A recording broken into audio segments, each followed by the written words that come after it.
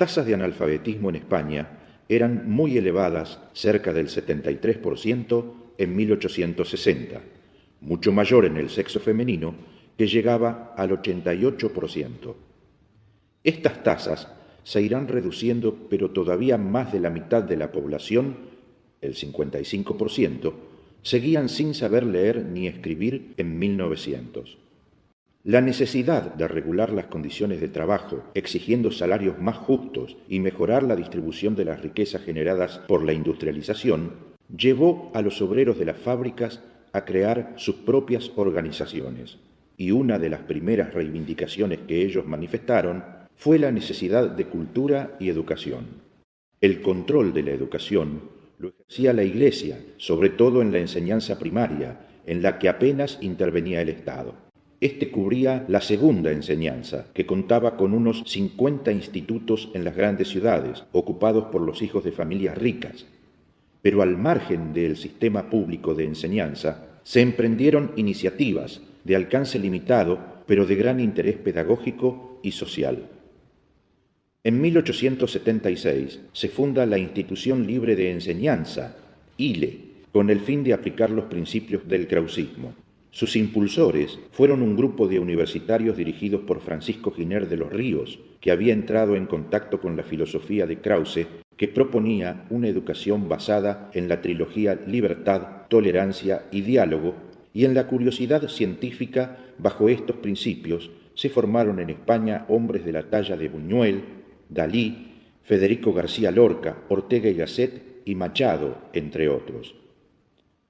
Frente a los tradicionales métodos memorísticos, la ILE propugnaba una educación que incorporaba nuevas materias y actividades, como la educación física, el canto, las excursiones, todo ello en un ambiente de tolerancia y libertad de opinión.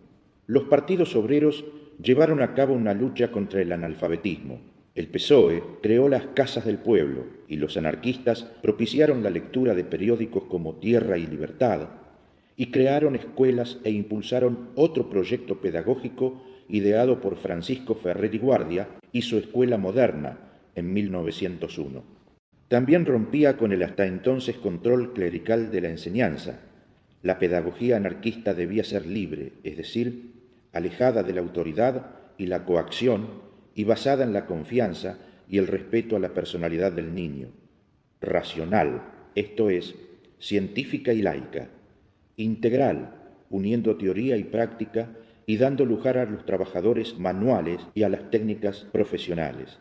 Igualitaria para todas las clases sociales, y para hombres y mujeres, y revolucionaria, pues la escuela era un arma más de lucha de clases.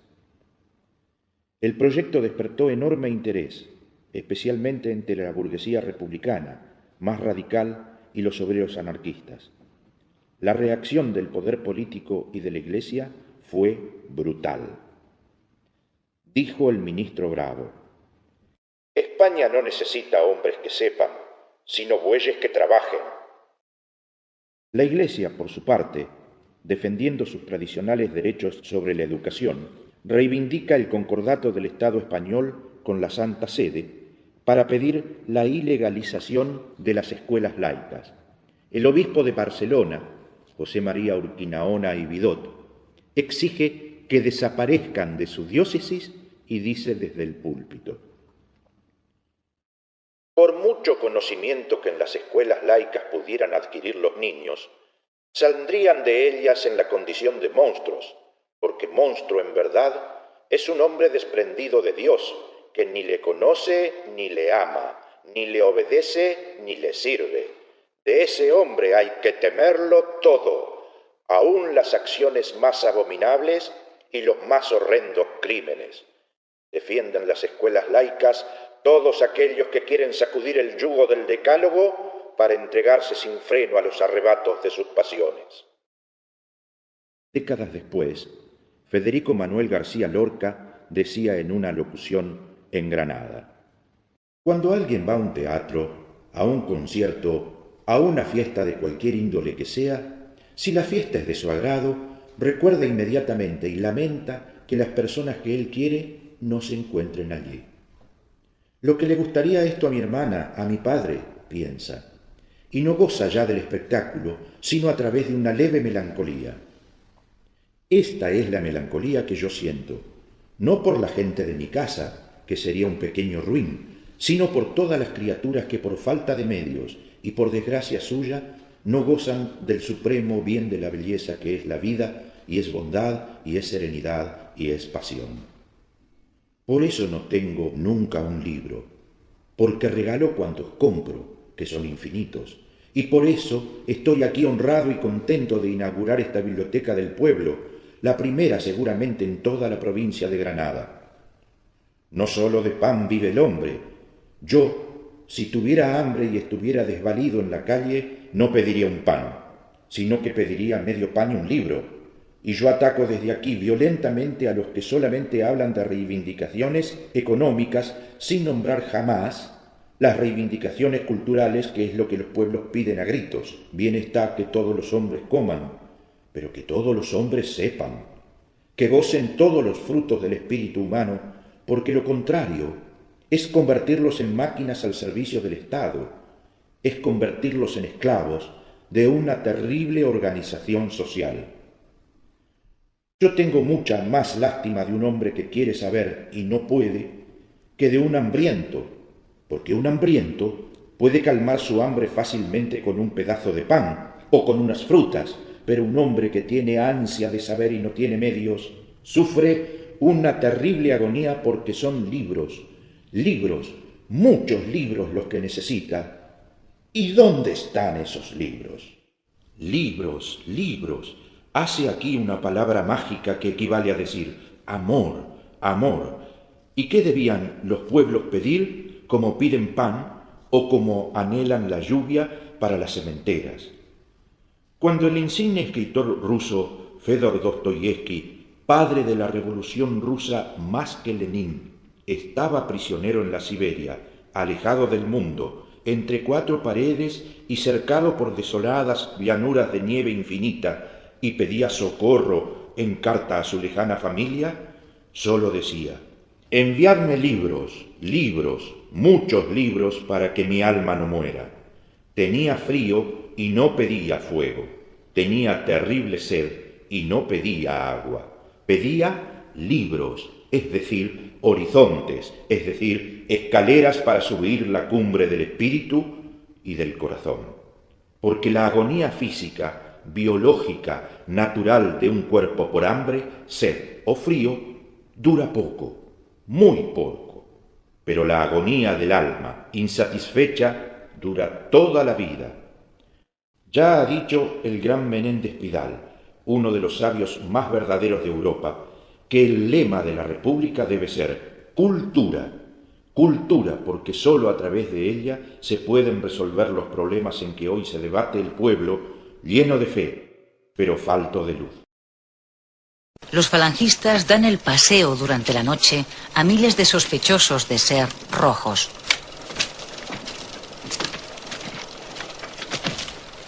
El poeta Federico García Lorca es una de sus víctimas. Es fusilado en Granada al comienzo de la guerra.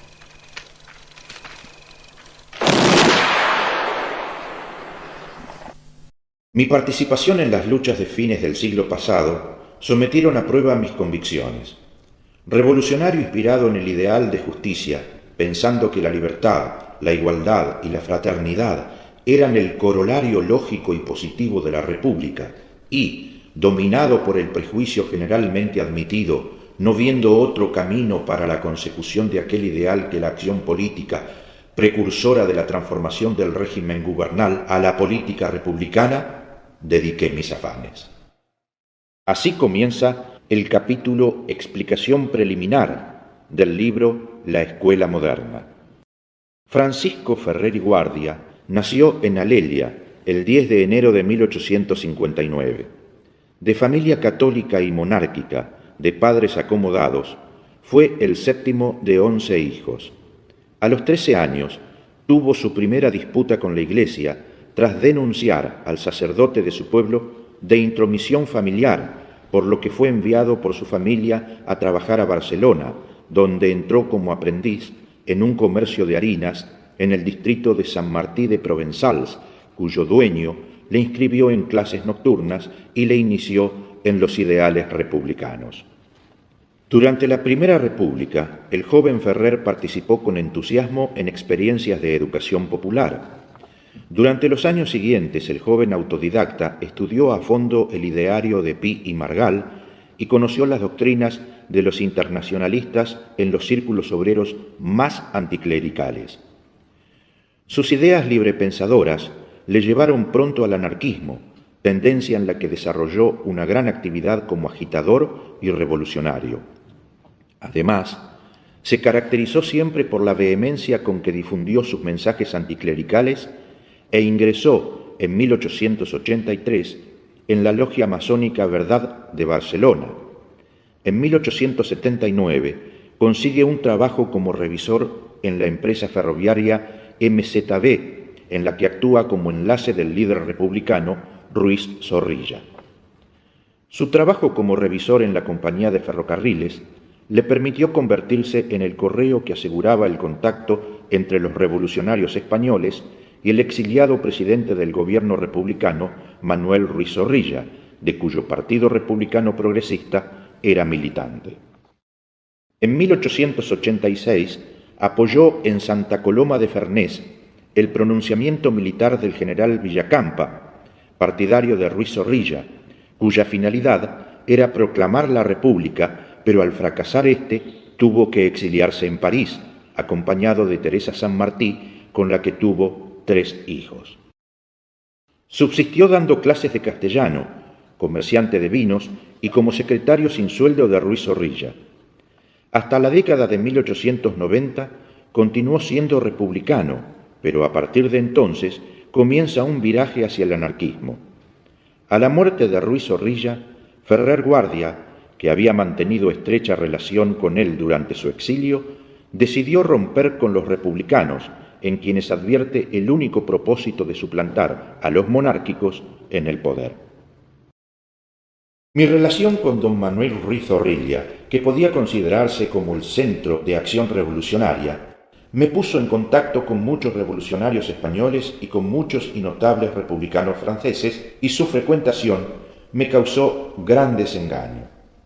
En muchos vi egoísmos hipócritamente disimulados, en otros, que reconocí como más sinceros, solo hallé ideales insuficientes. En ninguno reconocí el propósito de realizar una transformación radical que, descendiendo hasta lo profundo de las causas, fuera garantía de una perfecta regeneración social. La experiencia adquirida durante mis 15 años de residencia en París me convencieron de que el problema de la educación popular no se hallaba resuelto, y no estándolo en Francia, no podía esperar que lo resolviera el republicanismo español, toda vez que había demostrado deplorable desconocimiento de la capital importancia que para el pueblo tiene el sistema de educación. Imagínese lo que sería la presente generación si el Partido Republicano Español, después del destierro de Ruiz Zorrilla, se hubiera dedicado a fundar escuelas racionalistas al lado de cada comité, de cada núcleo librepensador o de cada logia masónica.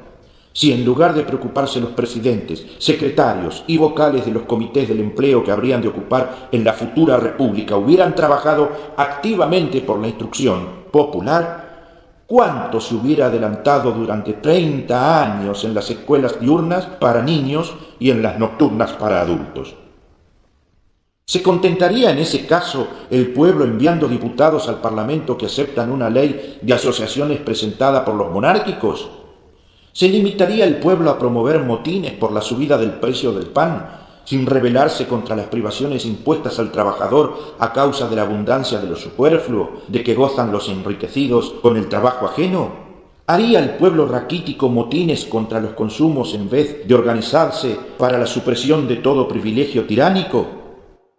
En París descubrió su vocación pedagógica y desarrolló una brillante carrera al frente de la escuela laica que él mismo había fundado, con lo que se ganó prestigio internacional como pedagogo librepensador y enemigo del oscurantismo que por aquel entonces dominaba la enseñanza religiosa en España.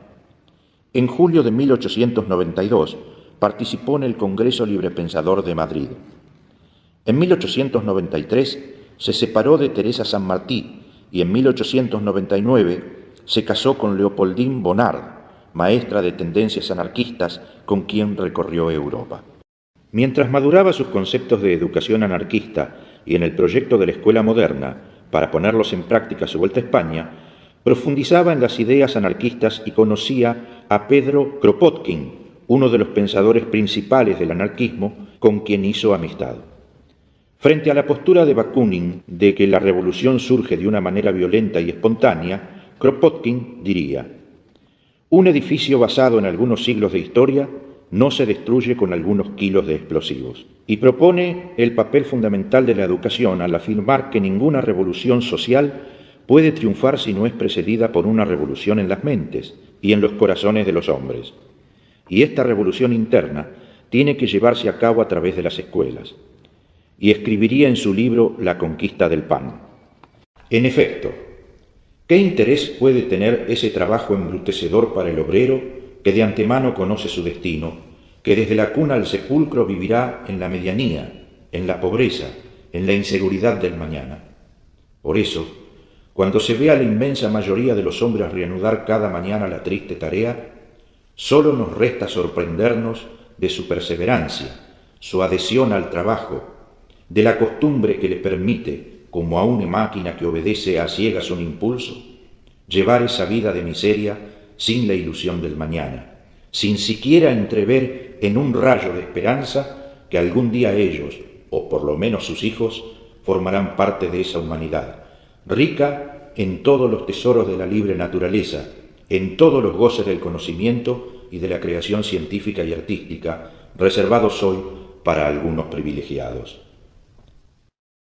Uno de los episodios de la vida sentimental de Ferrer, la que fue al parecer bastante animada, hizo posible que se llevara a la práctica sus teorías pedagógicas.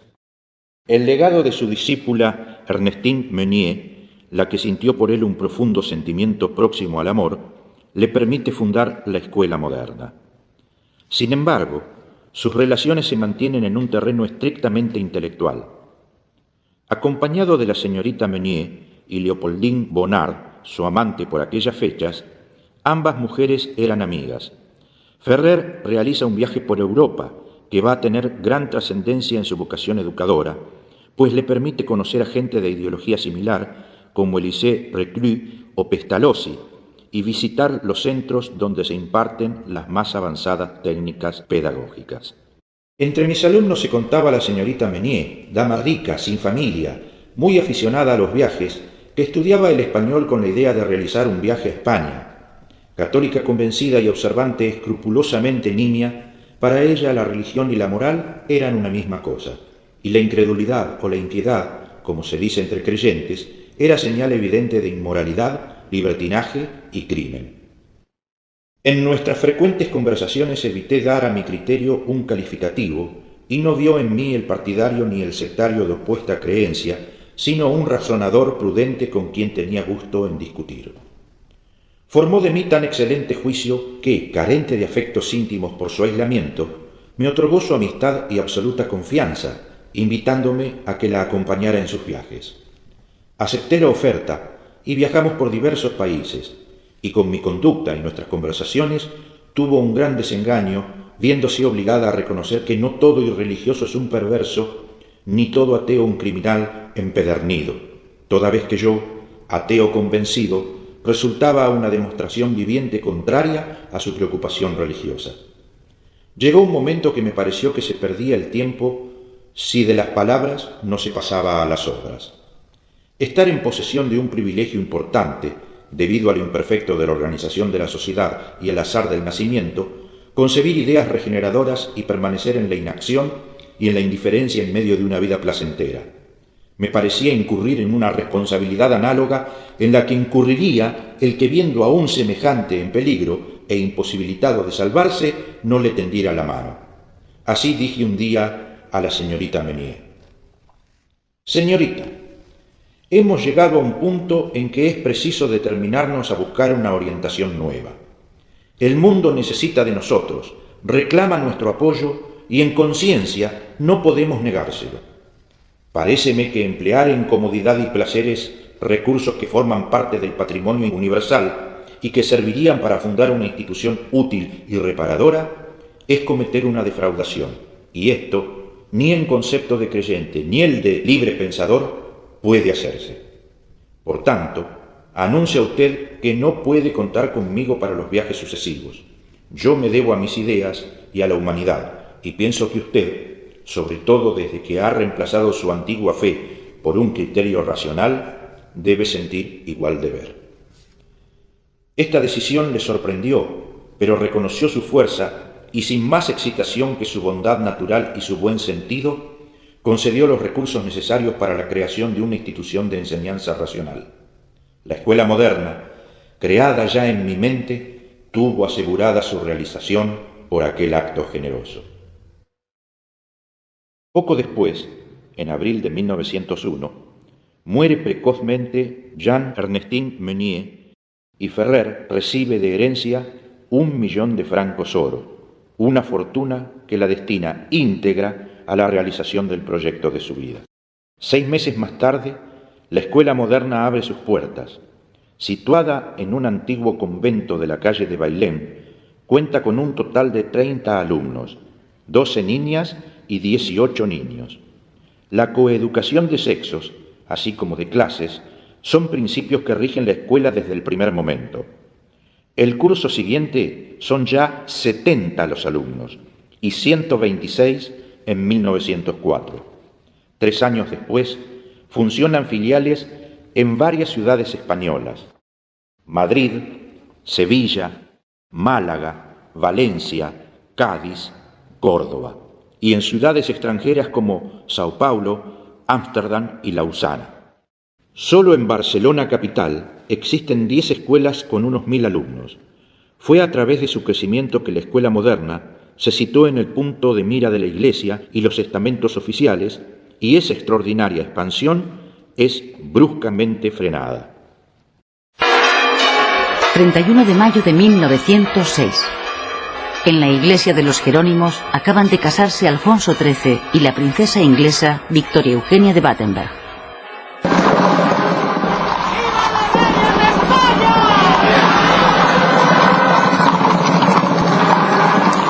El cortejo real se dirige hacia el Palacio de Oriente. Las calles están abarrotadas. Cuando la comitiva pasa por la calle Mayor, alguien lanza una bomba escondida dentro de un ramo de flores.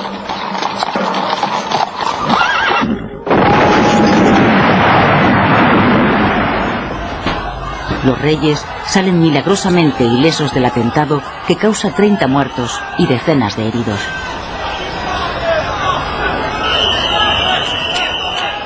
El autor, un anarquista llamado Mateo Morral, se suicida antes de ser detenido. Morral era bibliotecario de la Escuela Moderna, una institución pedagógica de signo libertario.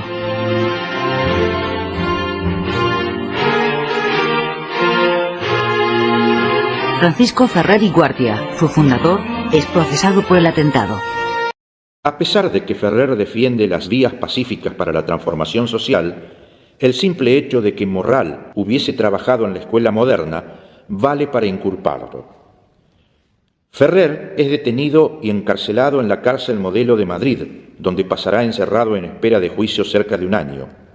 Las escuelas modernas son inmediatamente clausuradas por orden del gobierno y Ferrer se enfrenta a un pedido de condena de pena de muerte.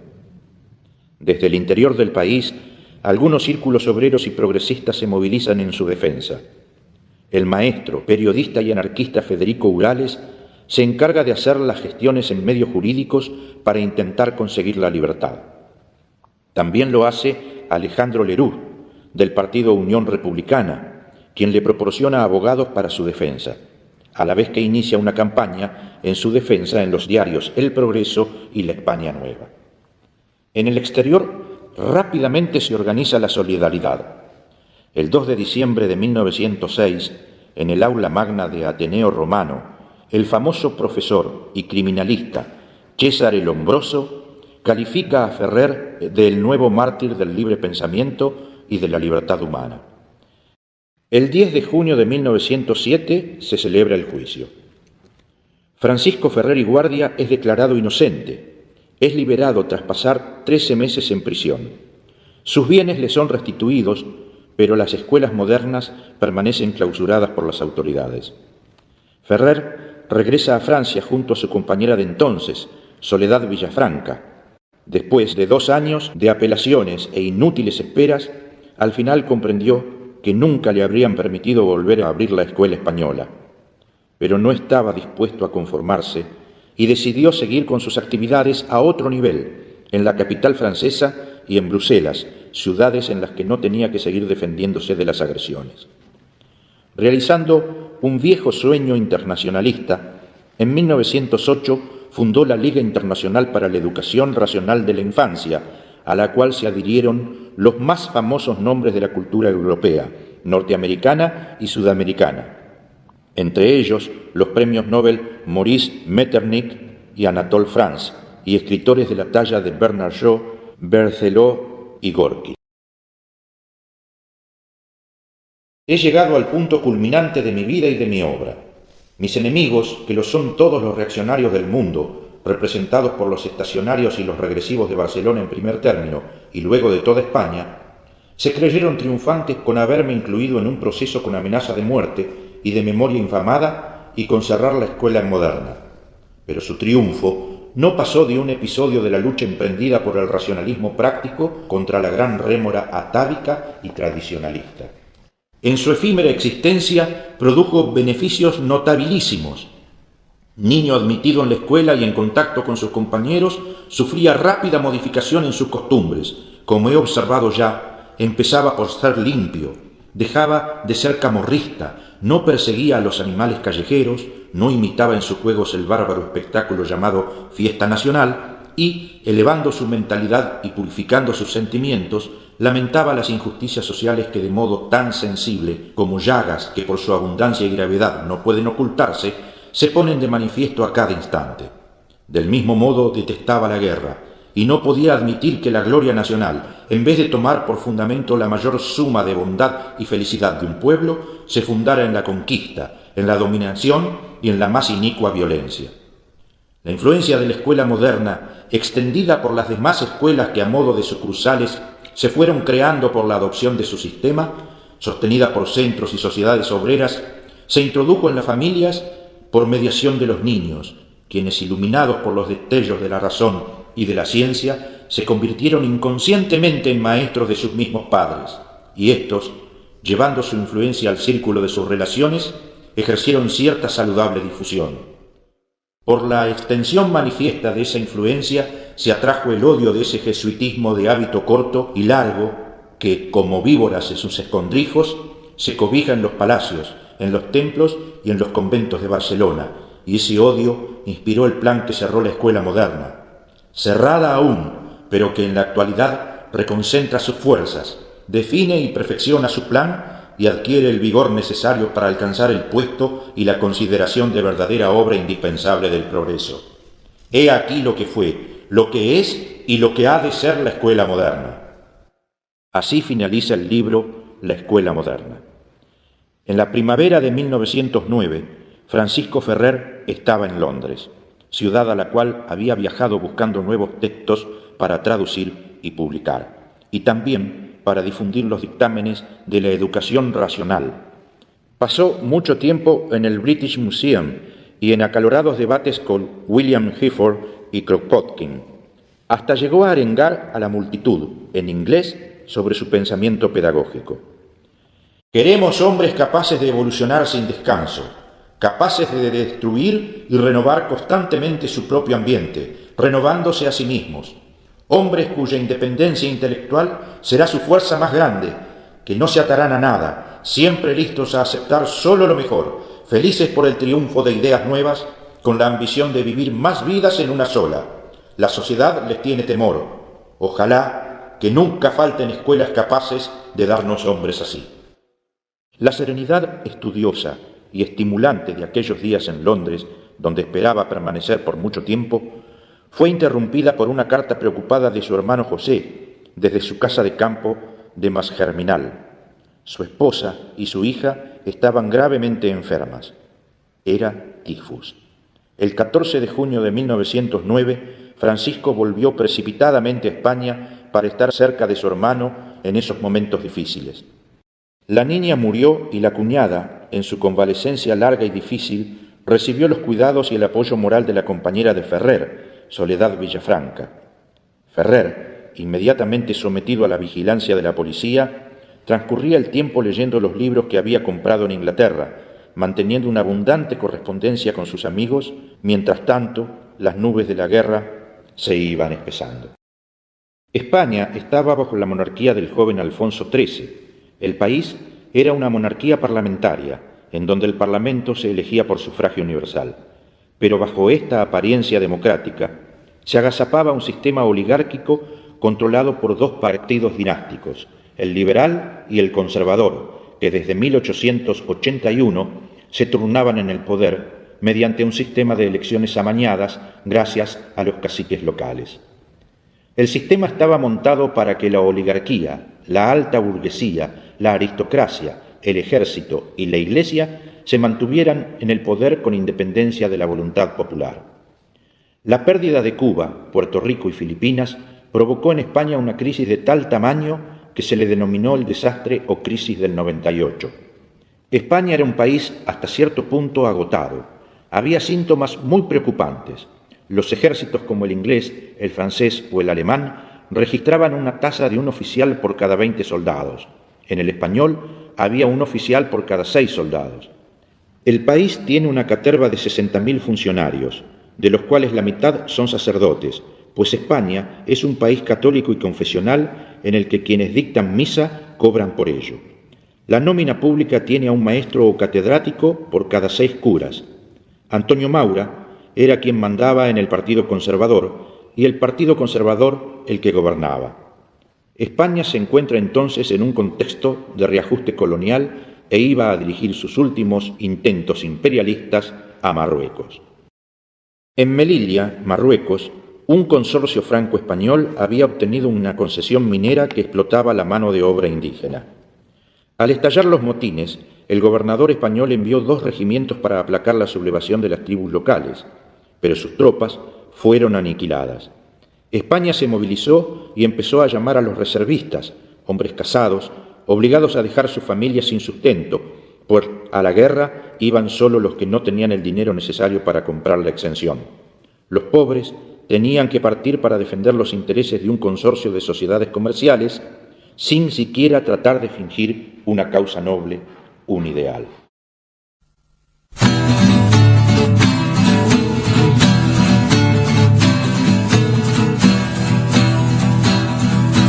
El día 6 de febrero nos tenemos que acordar, entraron los españoles en la plaza de Tetuán.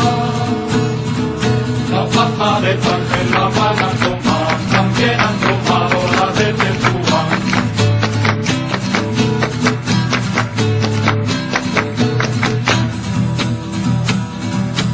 En la plaza de Tetuán hay un caballo de caña, cuando el caballo relinche, entra el moro en España. La plaza de Tánger la van a tomar, también han tomado la de Tetuán.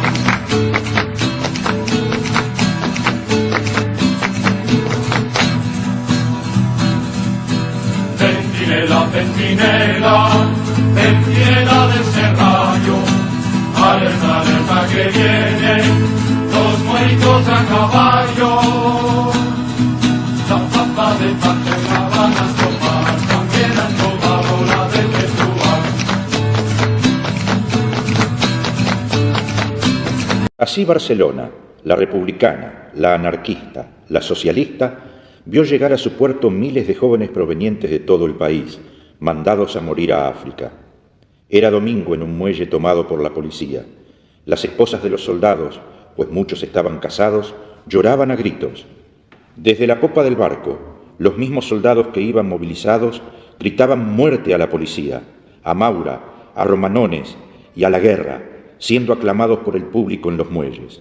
Los obreros, desde los muelles gritaban, tirad los fusiles, que vayan los cuotas, en alusión a los que habían pagado para no ir a la guerra, que vayan los hijos de Comillas y Güell, en alusión a los dos principales accionistas del ferrocarril de Melilla. En los mitines que inmediatamente celebraron socialistas y anarquistas en toda Cataluña, los discursos se ven acompañados por los gritos desgarradores de las mujeres. El 18 de julio, la Federación Socialista de Cataluña votó la huelga general. El día 20, socialistas y anarquistas convocaron juntos a un histórico mitin en Tarrasa, del que salió un comunicado en el que se afirmaba el derecho de los marroquíes a su independencia. Se llamaba a la huelga general y se hacían propuestas como que se formen regimientos de curas y frailes que, a más de estar interesados en los triunfos de la religión católica, no tienen ni familia ni hogar y no producen la menor utilidad al país. El gobierno envió sus tropas a Barcelona. La población civil las acogió a escopetazos. Escondidos sobre los techos aparecieron los francotiradores y los incidentes se multiplicaron. Al embarcarse un batallón, la multitud empezó a protestar y la Guardia Civil les embistió. Ese fue el comienzo de la llamada Semana Trágica. 26 de julio. Desde la primera hora de la mañana los piquetes llaman a la huelga general y hacia el mediodía el paro es casi total. El gobernador Osorio ordena secuestrar los diarios. Se detiene la circulación de tranvías después de graves enfrentamientos entre grupos de obreros armados y la Guardia Civil. Se declara la ley marcial y Osorio dimite de su cargo. El general Santiago asume el gobierno militar. Por la noche, los insurrectos incendian los maristas de Pueblo Nuevo. 27 de julio. Se interrumpen las comunicaciones ferroviarias, telefónicas y telegráficas. La ciudad queda aislada del resto del país. Se ataca la comisaría de Atarazanas y empieza la construcción frenética de barricadas. Se organizan reuniones infructuosas entre los grupos convocantes de la huelga para dar una dirección política a la revuelta. Por la noche, se registra la primera quema sistemática de edificios religiosos. Algunos son saqueados y se exhiben en las calles las momias de las monjas. 28 de julio. La ciudad arde. Se intensifican los combates en la calle entre los rebeldes y las fuerzas del orden. Se convocan nuevas reuniones, sin resultado, entre los representantes políticos. El asalto a la caserna de veteranos nutre de armas a los insurrectos y los misteriosos pacos empiezan a disparar indiscriminadamente desde las terrazas. Segunda noche de ataques masivos a edificios religiosos. 29 de julio. Como cada día hay tregua hasta las 9, permitiendo que los ciudadanos compren comida. Se mantienen los enfrentamientos en buena parte de la ciudad. Llegan importantes contingentes de tropas desde Valencia, Zaragoza, Pamplona y Burgos. El general Brandeis ocupa Pueblo Nuevo y el general Santiago se hace con el control de Atarazanas. Tercera noche de incendios. 30 de julio. Nueva llegada de tropas desde Tortosa y Valencia. Se registran los primeros síntomas del final de la revuelta. Se restablece la circulación por el centro de la ciudad y se enciende el alumbrado público en algunas zonas. Muchas de las barricadas construidas son abandonadas. Por la noche, el convento de las Dominicas, en Horta, es devorado por las llamas. 31 de julio. Más de 10.000 soldados toman la ciudad y refuerzan el control de las zonas estratégicas. El teléfono y el telégrafo vuelven a funcionar. Se crea un comité para garantizar el retorno al trabajo. Comienza la limpieza de las calles y el desmantelamiento de las barricadas. 1 de agosto. Se restablece el funcionamiento de los tranvías y se publica un bando del alcalde anunciando que el lunes se volverán a abrir los comercios. Se celebran misas en las iglesias que no han sido incendiadas. Los diarios vuelven a salir y publican un resumen pactado de los acontecimientos. El primero que trató de sacar provecho de la situación para encontrar un culpable fue el obispo de Cataluña, quien desde el púlpito de la catedral proclamaba: «El gobierno civil no habla, la policía no actúa, el municipio tampoco, ninguna de las autoridades del Estado ha pronunciado su nombre todavía. La palabra de Dios, a través de mi boca, sin tener que pronunciar su nombre en este lugar sagrado, señala al culpable de esta emergente fuerza del poder laico y racionalista que ha alimentado el flagelo que viola nuestra Iglesia y mete a cuchillo y fuego a España entera». Ese era el contexto social e histórico en el cual fue decidida la eliminación definitiva de Francisco Ferrer. El gobierno tenía que alejar la atención de la opinión pública de los errores que había cometido en la campaña de guerra y necesitaba una excusa para efectuar requisas, arrestos y hacer caer su puño de hierro. Además, tenía que contentar la Iglesia y satisfacer al obispo. Acusado de ser el instigador de la protesta y responsable de la Semana Trágica, siguiendo el consejo de sus amigos, conscientes del peligro, Ferrer trató de refugiarse en Francia, pero fue atrapado y encarcelado en la prisión Modelo de Barcelona. El gobierno no tuvo ninguna intención de promover un juicio legal según las leyes, pues sabía que no existían los elementos necesarios para hacerlo. Declaró que Ferrer sería juzgado por un tribunal militar, en consejo de guerra y según la ley marcial. De ese modo, Ferrer quedó sin ninguna posibilidad de defensa. Urdió un falso consejo de guerra plagado de testimonios falsos, más de 80 testigos y llenos de rencor vertidos contra él por parte de sus enemigos políticos que vieron la oportunidad de librarse de un adversario. Se le acusó de que había quemado iglesias y un convento en Premiá, donde ninguna iglesia había sido quemada, como tampoco ningún convento.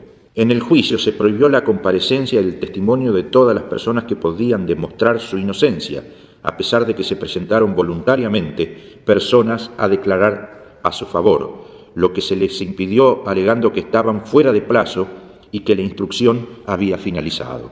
No apareció ningún documento que lo comprometiera, a pesar de que durante días se registró en su caso de Mongat y hubo que presentar un único papel falsificado que hablaba genéricamente de provocar la dislocación social. El gobierno censuró todas las agencias telegráficas españolas e hizo difundir que en el juicio había habido interrogatorio y testigos públicos, a pesar de que al mismo Ferrer y Guardia se le impidió hablar. El capitán Francisco Galcerán, su abogado defensor, demostró la inocencia de su cliente, lo absurdo de los cargos y la escandalosa irregularidad del procedimiento. Él mismo, después del proceso de Ferrer, fue arrestado. El dictamen del Consejo de Guerra fue contundente. En Barcelona, a 9 de octubre de 1909, reunido el Consejo de Guerra Ordinario de Plaza, le impone, con arreglo al artículo 238, en su número primero, la pena de muerte. El proceso provocó un escándalo internacional en el que intervinieron destacadas personalidades internacionales que intercedieron ante el gobierno español, como H.G. Wells, Arthur Conan Doyle, George Bernard Shaw o Kropotkin. Las súplicas para la conmutación de la pena fueron ignoradas. Cumpliendo con una obligación vigente en la España católica, Ferrer tuvo que pasar su última noche en la capilla de la fortaleza, cosa que para él representó un sufrimiento añadido.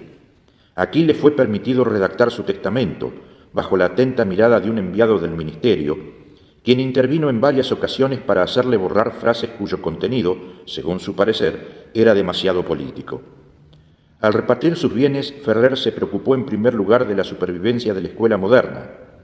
A las 4:30 terminó de redactar el testamento, que firmaron 2 guardias de la fortaleza en calidad de testigos. A las 7 recibió una visita de su defensor, quien le contó el clamor despertado por su condena y que la fortaleza estaba rodeada por una importante formación de tropas para evitar desórdenes. A las 8:45 se presentaron el capitán militar ayudante del gobernador, varios oficiales, un piquete de soldados y 2 frailes, que llevaban sobre el pecho una gran cruz roja. Con voz tranquila y firme, Ferrer pidió a estos últimos que se fueran y se puso en marcha. Recorriendo un pasillo subterráneo, llegaron a la fosa de Santa Eulalia. El último deseo de Ferrer fue no morir de rodillas, sino de pie. Sus últimas palabras fueron un grito: «¡Soy inocente! ¡Viva la escuela moderna!». En marzo de 1911, las Cortes exigen la revisión del proceso contra Ferrer. El Consejo Supremo emite un nuevo dictamen. No había pruebas de que ningún rebelde hubiese actuado bajo las órdenes directas de Ferrer. Francisco Ferrer y Guardia es declarado inocente. Las experiencias educativas de Ferrer fueron aplicadas tras su muerte. En diversos países de Europa y América se fundaron diversas escuelas modernas y bibliotecas en su nombre, y en 1911 se publicó por primera vez su libro La Escuela Moderna. En España, las escuelas racionalistas tuvieron una gran actividad que contribuyó a la difusión de la cultura y al desarrollo y la formación de multitud de familias obreras. ¿Y saben ustedes por qué? Porque lo fácil es apretar el gatillo que disparará la bala. Lo difícil es quitar a un gran hombre de los registros de la historia. Y lo imposible es matar a un sueño.